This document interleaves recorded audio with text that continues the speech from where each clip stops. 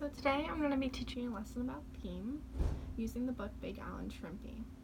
So to begin this lesson about theme, I would start instruction by asking the students what is theme, having them raise their hands and answer the question, creating a class discussion about it. And then once they had enough time to answer, I would then say that theme is when you look at the plot of the story and you find the message. So it's the overall message of the plot of the story.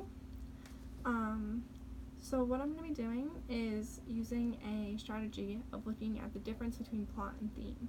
So eventually I'm going to be having the students use a graphic organizer to think about the plot of the story and then ask themselves what's happening in the plot and what's it supposed to be teaching me to find the theme. So I'm going to be reading the book Big Al and Shrimpy now. So this will be the read aloud portion of the lesson. Big Al and Shrimpy. In the wide blue sea, there was a very clever fish named Shrimpy. You do not find a smarter fish. But Shrimpy was also very, very small.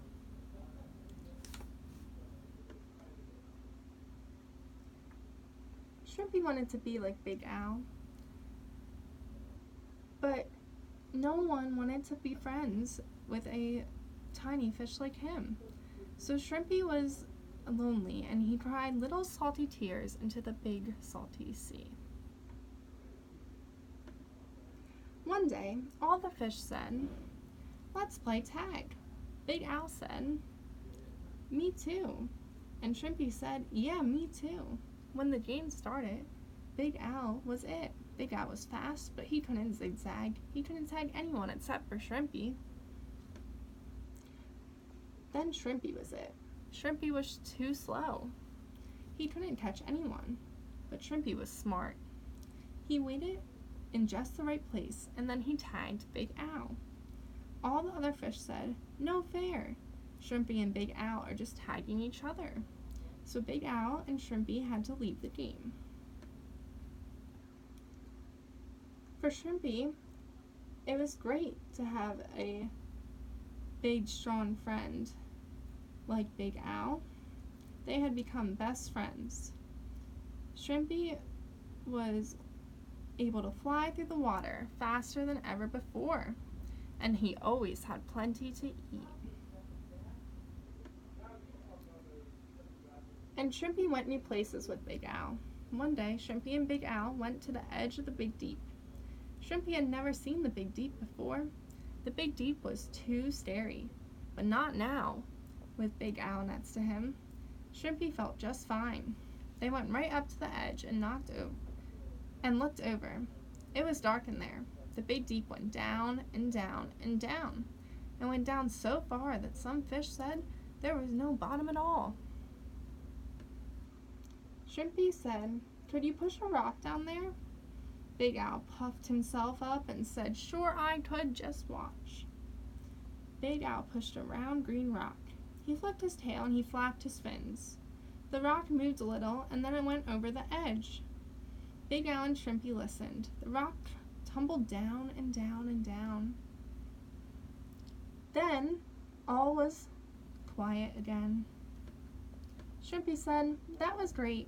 Big Al smiled and pulled himself up. He said, "Watch this. I'll push another one, even bigger." Big Al pushed on a huge white rock.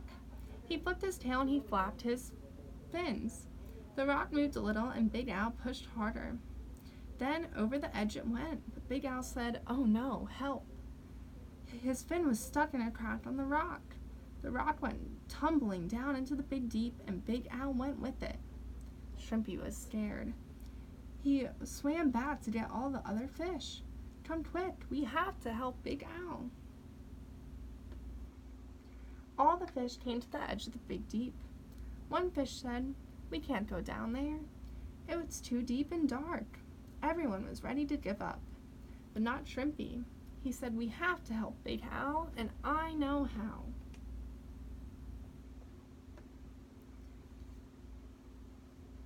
Halfway down in the Big Deep, it was almost dark. Big Al saw a fish, and all at once he didn't feel so big. He wanted to swim home to his friends, but he couldn't. His fin was still stuck, and the white rock was caught on a big shell. If he pulled too hard, the shell might come loose. Big Al was scared. He did not want to go down deeper. And what if that giant fish got hungry? Suddenly, just above him, Big Al saw a light. The giant fish saw it too, and he swam away fast. The light came closer and closer. It was a lanternfish. And Shrimpy.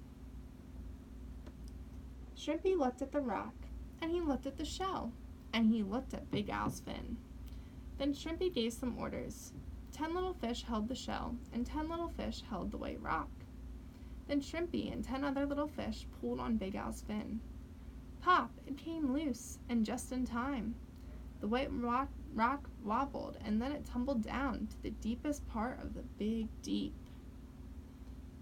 So at this point, I would stop and ask the students, so how was Big Al caught by this rock, and how was Shrimpy able to save him?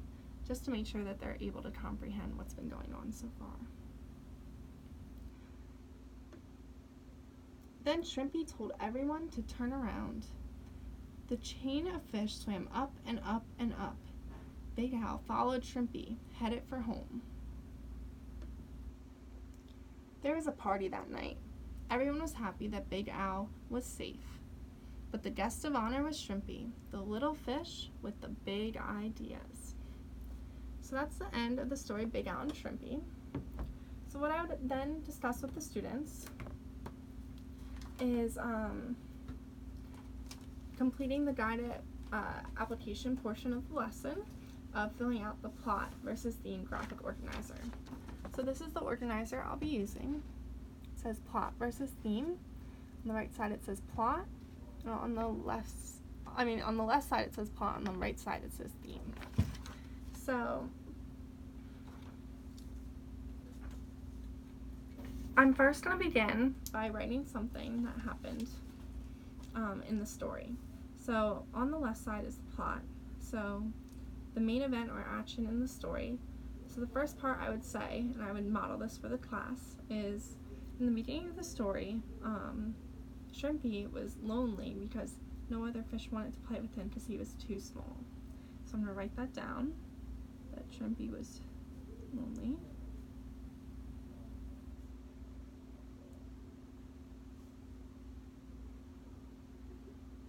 And then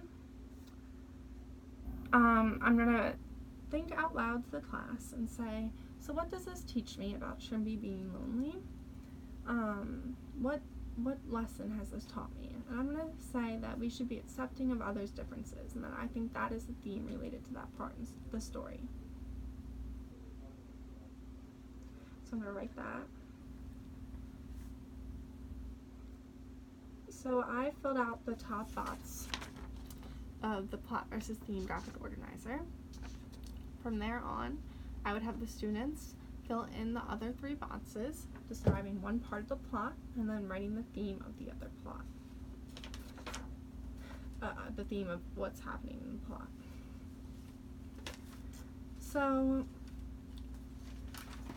after that, class would have to pick what theme of theirs that they wrote down. So they would share the theme with the teacher. She would go over them with them, and they would say what one that they liked the most. And this is because they would be doing a writing piece.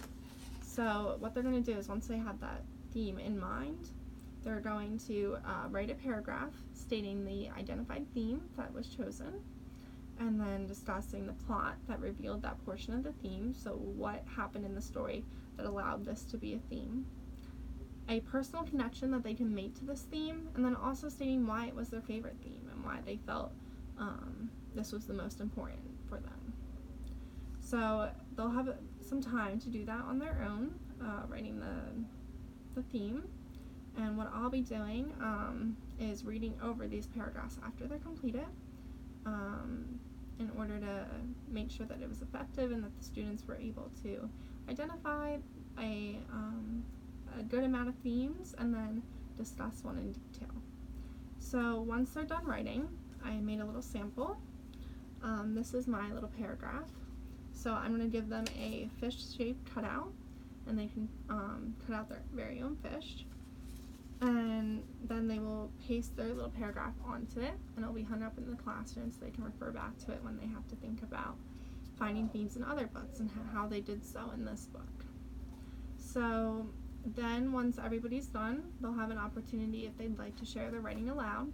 This will allow students to have new, fresh ideas in their mind, and maybe learn about some things that they hadn't previously thought about. And that will be the conclusion of the lesson of Finding Theme in the book Big Al and Shrimpy.